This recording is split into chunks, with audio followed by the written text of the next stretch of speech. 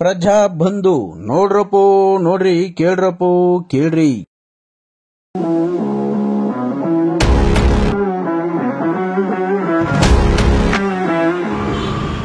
ಕುಣಿಗಲ್ ತಾಲೂಕು ವಿಶ್ವಕರ್ಮ ಸಮಾಜದ ಅಭಿವೃದ್ಧಿ ಸಮಿತಿ ವತಿಯಿಂದ ದೀಪಾಂಬುದಿ ಕಾಳಿಕಾಂಬಾ ದೇವಿಗೆ 33ನೇ ವರ್ಷದ ಪಂಚಾಮೃತ ಅಭಿಷೇಕ ಪೂಜಾ ಕಾರ್ಯಕ್ರಮ ಹಾಗೂ ಅದ್ದೂರಿ ಆನೆ ಅಂಬಾರಿ ಉತ್ಸವವನ್ನು ಕುಣಿಗಲ್ ಪಟ್ಟಣದಲ್ಲಿ ನೆರವೇರಿಸಲಾಯಿತು.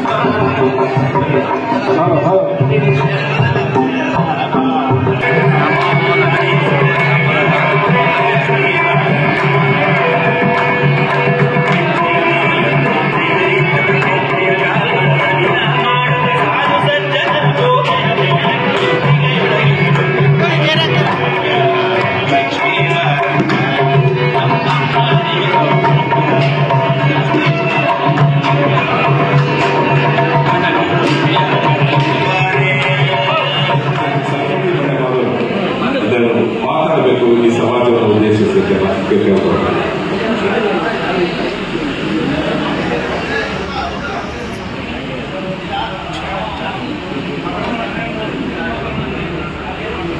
ಈ ಕಡೆ ಬಾರಪ್ಪ.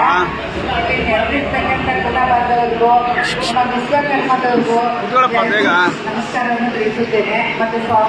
ಮತ್ತು ಡಾಕ್ಟರ್ಗೂ ನನ್ನ ನಮಸ್ಕಾರವನ್ನು ತಿಳಿಸುತ್ತೇನೆ. ವಿಶ್ವಕರ್ಮದವರು ನಮ್ಮ ಹುಡುಗನ ಅಲ್ಲಿ ಉತ್ಸವದಿಂದ ಅವನಿಗೆ ಡೆಲ್ಲಿಯಿಂದ ಕರೆ ಬಂದಿದೆ, ಅಲ್ಲಿ ಹೋಗ್ಬೇಕಾಗಿ ಬಂತು. ಮತ್ತೆ ಅವನಿಗೆ ಹೆಂಗಿರ್ತಾನೆ ಅಂದ್ರೆ ಒಂದು ದಿವಸ ಬಿಡುವನ್ನೋದೇ ಇರೋದಿಲ್ಲ.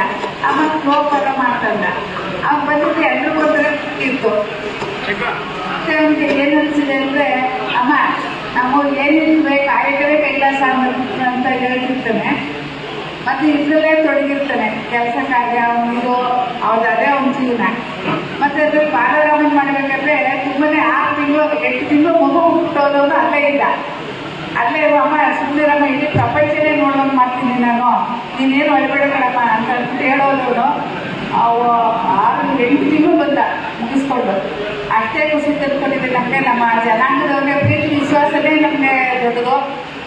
ಎಲ್ರಿಗೂ ಅದು ಹೇಳೋದೊಂದು ಏನಂದ್ರೆ, ನಮ್ಮ ಜನಾಂಗದವ್ರಿಗೆ ತುಂಬಾನೇ ಖುಷಿ ತಂದ್ಕೊಂಡಿದೆ. ಎಲ್ಲೋಗಿ ಅಯೋಧ್ಯೆ ಮಾಡಿ ಬಾಲರಾಮನ ಮಗನ ಮಾಡಿದ್ದೀರಾ ಅಂತ ಎಲ್ಲರೂ ಖುಷಿ ತಂದ್ಕೊಂಡಿದ್ದಾರೆ. ಮತ್ತೆ ಅಷ್ಟೇ ನನಗೆ ತುಂಬಾನೇ ಖುಷಿ ಆಗ್ತಿದೆ. ಮತ್ತೆ ಇವರು ಕರ್ದಿದ್ದಕ್ಕೆ ಇವರು ಇಲ್ಲಿವರೆಗೂ ಕುಣಿಗಲ್ ತಾಲೂಕಿನವ್ರಿಗೂ ನಮ್ಮ ನಮಸ್ಕಾರವನ್ನು ತಿಳಿಸಕ್ಕೆ ಬಯಸುತ್ತೇನೆ. ಮತ್ತೆ ಅವನು ಎಲ್ಲಿ ಓದ್ಬೇಕಾದ್ರೆ ಯಾವ ಡ್ರಾಯಿಂಗ್ ಬುಕ್ಕಲ್ಲಿ ನೋಡಿ, ಹೋಮ್ವರ್ಕ್ ಬುಕ್ಕಲ್ಲಿ ನೋಡಿ ಡ್ರಾಯಿಂಗೇ ಬಿಡ್ಸೋದು. ಮಿಸ್ಗಳಲ್ಲಿ ಏನು ಮಾಡೋದು, ಒಂದು ಮುಂದೆ ಡ್ರಾಯಿಂಗ್ ಬುಕ್ಕಲ್ಲೆಲ್ಲ ಡ್ರಾಯಿಂಗ್ ಬರುತ್ತಾನೆ, ಹೋಮ್ವರ್ಕ್ ಬುಕ್ಕಲ್ಲಿ ಬಂದು ನಮ್ಮ ಇದು ಮಾಡೋದು. ನೋಡಿ ಅಮ್ಮ ನಿಮ್ಮ ಮುಂದೆ ಯಾವುದು ನೋಡು ಮತ್ತು ಡ್ರಾಯಿಂಗ್ ಬುಕ್ನೇ ಬರುತ್ತಾನೆ ಅಂತ ಹೇಳ್ತಿದ್ದ. ಅವ್ರು ಹೇಳೋರು ಏನಂದ್ರೆ, ನಮ್ಮ ಸುಮ್ಮನೆ ಕುಡಿಯಮ್ಮ ನೀವೇನು ಮಾತಾಡ್ಬಿಡಿ ಅಂತ ಹೇಳ್ತಿದ್ದ. ಒಂದು ಐದನೇ ಕ್ಲಾಸ್ವರೆಗೂ ಬರೀ ಸ್ಟೇಟ್ ಬಲ್ಬ್ ಕೊಟ್ಟರು ನಮ್ಗೆ, ಸ್ಟೇಟ್ ಬಲ್ಬ್ದಲ್ಲಿ ಹೋದ್ರು ನಮ್ಗೆ. ಅವಾಗ ನಮ್ಗೆ ಎಜುಕೇಶನ್ ಇಲ್ಲ ನಮ್ಗೆ. ಆಕ್ಚುಲಿ ಹೆಂಗ್ ನೋಡ್ಕೋಬೇಕು ಅಂತ ಹೇಳಿದ್ರೆ ತಂದೆ ತಾಯಿಗಳಾಗ್ಲಿ ಯಾರಾಗ್ಲಿ ನೀವು ಓದಪ್ಪ ಮಾಡಪ್ಪ ಅಂತ ಹೇಳಿದವ್ರು ಇಲ್ಲ.